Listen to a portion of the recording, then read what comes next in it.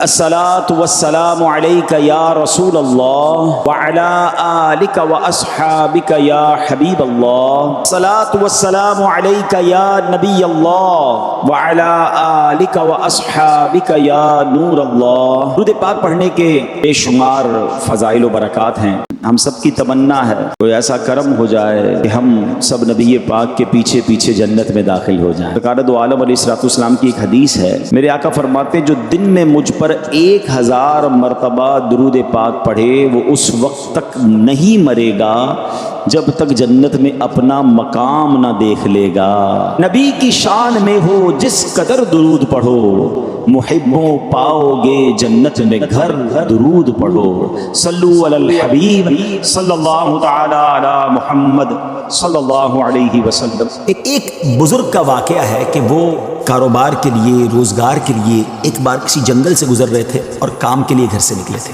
عبادت گزار بھی تھے مگر ظاہر روزی بھی کمانی تھی، مگر اچانک انہوں نے ایک منظر دیکھا کہ ایک لومڑی ہے، بڑی فربا ہے، تر و تازہ ہے، اور اس کے ہاتھ پیر بھی نہیں ہیں اور وہ اندھی بھی ہے۔ اب حیران ہو گئے کہ اس کے پاس تو نہ ہاتھ پیر ہیں، نہ آنکھیں ہیں، نہ دیکھ سکتی ہے، نہ چل پھر سکتی ہے، تو یہ کھاتی کیسے، اس کے کھانے کا انتظام کیسے ہوتا ہوگا؟ اسی شش و پنج میں تھے، آپ بیٹھ گئے۔ اچانک آپ نے دیکھا کہ زمین شک ہوئی اور 2 پیالے نکلے، ایک شہد کا اور ایک دودھ کا۔ مگر آپ پھر سوچنے لگے کہ یہ پیالے تک پہنچے گی کیسے؟ اب کیا ہوا کہ تھوڑی دیر بعد انہوں نے دیکھا کہ قریب پہاڑ سے ایک سفید چہرے والے نورانی بزرگ وہ اوپر سے تشریف لائے اور اپنے ہاتھوں سے لومڑی کو یہ دونوں پیالے پلائے، پھر پیالے زمین کے اندر چلے گئے اور وہ بزرگ واپس جانے لگے۔ تو یہ جو عبادت گزار شخص تھے، بزرگ تھے، یہ دوڑے اور جا کر ان کا دامن تھام لیا کہ حضور آپ تعارف تو کروائیں، آپ کون ہیں اور آپ کیوں یہ آئے تھے اس لومڑی کو یہ کھانا کھلانے؟ تو انہوں نے کہا کہ میں اللہ کے فرشتوں میں سے ایک فرشتہ ہوں اور میری ایک ڈیوٹی ہے کہ میں صبح و شام یہاں پر آؤں اور اس لومڑی کو اپنے ہاتھوں سے جو غذا ہے وہ کھلاؤں۔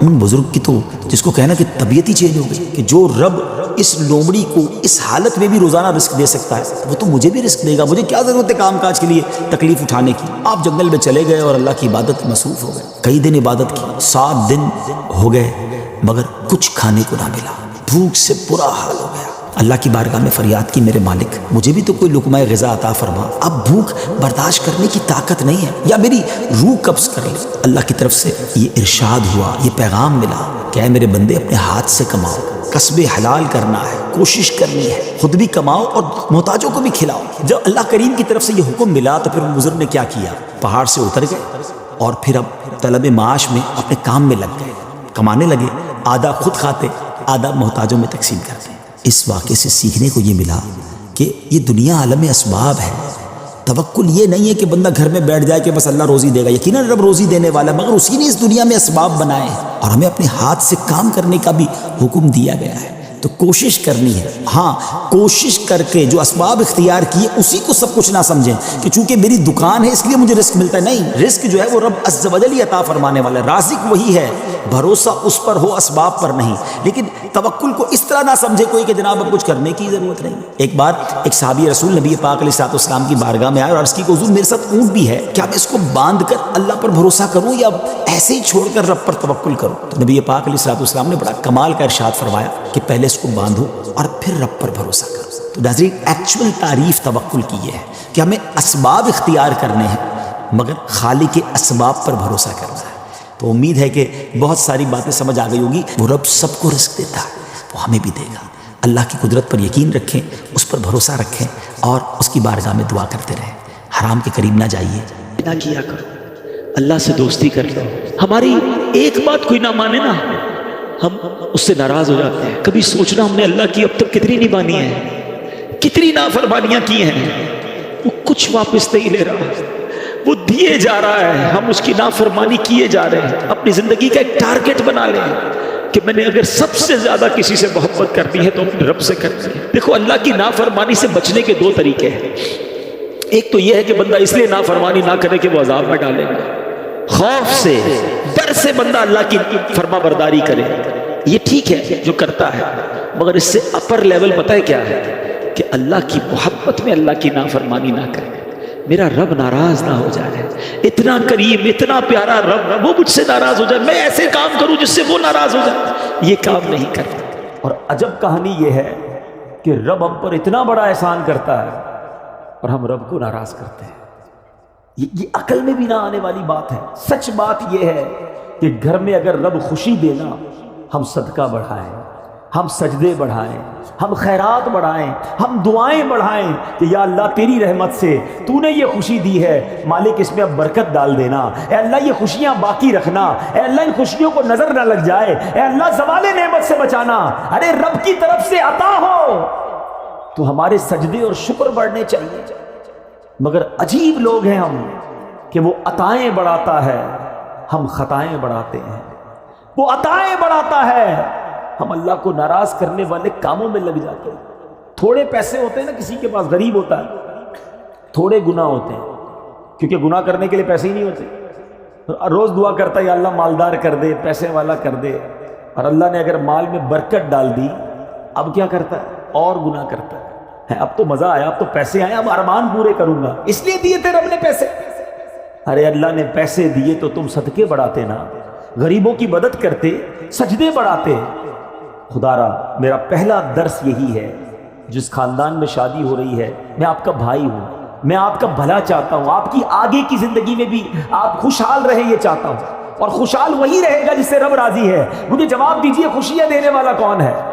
جواب دو نا، کون خوشیاں دینے والا ہے؟ عزت دینے والا کون ہے؟ اولاد دینے والا کون ہے؟ برکت ڈالنے والا کون ہے؟ رزق میں فراوانی کرنے والا کون ہے؟ جب سب دینا اللہ نے ہے اور میں اللہ ہی کو ناراض کر رہا ہوں، کتنی بے وقوفی والی بات ہے۔ جس سے لینا ہے اسے ناراض کر رہے ہیں دوسروں کے لیے، کہ ذرا خاندان میں نام بڑا ہو جائے، ذرا گاؤں میں ٹور بن جائے ہماری۔ نہ کیا کرو ایسا، جس سے رب راضی ہے اللہ وہ سب کو راضی کر دے گا۔ آپ رب کو راضی کرنے کی فکر کیا کرو، ہمیشہ اپنی ہر خوشی میں بھی رب کو یاد کرو، اللہ کے حبیب کو یاد کرو۔ غم میں بھی ہماری ایک لمٹ ہے، ہماری باؤنڈری ہے، شریعت ہمیں باؤنڈری دیتی ہے۔ بڑا پیارا مذہب ہے ہمارا، خوشی منانے کا بڑا پیارا انداز ہے۔ خوشی منائیے، کس نے منع کیا؟ اچھا کھانا پکائیں، کھلائیں، سب کو کھلائیں، لباس جائز پہنے، اوکے، مگر اس لیے مہنگا لباس پہنوں کہ دوسروں کو غریب دکھاؤں، دوسروں پہ تکبر کروں، یہ اجازت نہیں ہے۔ اسی طرح غم میں آپے سے باہر ہو جاتے ہیں لوگ، اللہ نہ کرے کسی کی یہاں میت ہو جائے، ایسا اول فول بکتے ہیں، ایسی باتیں منہ سے نکالتے ہیں کہ بندہ گھر میں میت تھی، بڑا واقعی پرابلم ہے، مگر ایمان چلا گیا یہ تو اس سے بھی بڑا پرابلم ہے نا، ایمان سے بھی ہاتھ دھو بیٹھتے ہیں۔ تو خدارا اپنے آپ کو قابو میں رکھا کرو، چاہے خوشی ہو چاہے غم ہو۔ ہم مسلمان ہیں، ہماری کچھ شرعی باؤنڈری ہے، اس کے اندر رہ کر ہی خوشی بھی منائیں، اور اس کے اندر رہ کر ہی ہمارا جو بھی غم کا معاملہ ہے اس کو پورا کرنا چاہیے۔ بہرحال میں رب سے دعا کرتا ہوں کہ مولا جو پیچھے گناہ ہو گئے معاف فرما دے، اور آئندہ زندگی تیری رضا والے کاموں میں گزارنا نصیب فرما، خوشی میں بھی ہمیں تجھے راضی کرنا نصیب فرما، اگر کوئی تکلیف بھی آئے تو ہمیں صبر کرنا نصیب فرما، اچھی عادتیں سیکھو۔ نبی پاک فرماتے ہیں رجب اللہ کا مہینہ ہے، شعبان میرا مہینہ ہے، اور رمضان میری امت کا مہینہ ہے۔ بڑے پیارے مہینے کنٹینیو سیکوینس کے ساتھ آ رہے ہیں، گویا رحمتوں کی برسات آ رہی ہے۔ کیا پیاری بات ایک بزرگ فرماتے ہیں سال جو ہے نا وہ درخت کی مانند ہوتا ہے، year like a tree، رجب اس کے پتے ہیں، رجب اس کے پتے ہیں، شعبان اس کی شاخیں ہیں، اور رمضان اس کا پھل ہے۔ پتے لگنے کا وقت آ گیا ہے، تیاری کرو، عبادت کی تیاری کرو، توبہ کی تیاری کرو، اللہ کو راضی کرنے کی تیاری کرو۔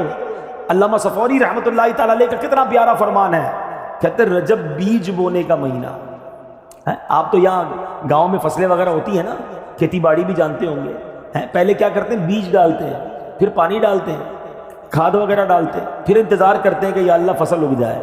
کیا پیاری مثال دی، فرمایا رجب بیج بونے کا مہینہ ہے، شعبان ان بیجوں پر پانی ڈالنے کا مہینہ ہے، اور رمضان فصل کاٹنے کا مہینہ ہے۔ فرماتے جو رجب میں عبادت کا بیج نہیں بوئے گا، شعبان میں ان بیجوں پر اپنے آنسوؤں سے آبیاری نہیں کرے گا، وہ رمضان میں رحمت کی فصل کیسے کاٹے؟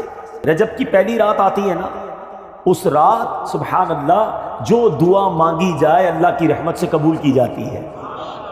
اور رجب کے پہلے روزے کے بارے میں نبی پاک نے فرمایا رجب کا پہلا روزہ 3 سال کے گناہوں کا کفارہ ہے، دوسرا روزہ 2 سال کا کفارہ، تیسرا روزہ 1 سال کا کفارہ، اور ہر دن کا روزہ 1 ماہ کا کفارہ ہے۔ تو اتنا برکت والا مہینہ، اس کا مطلب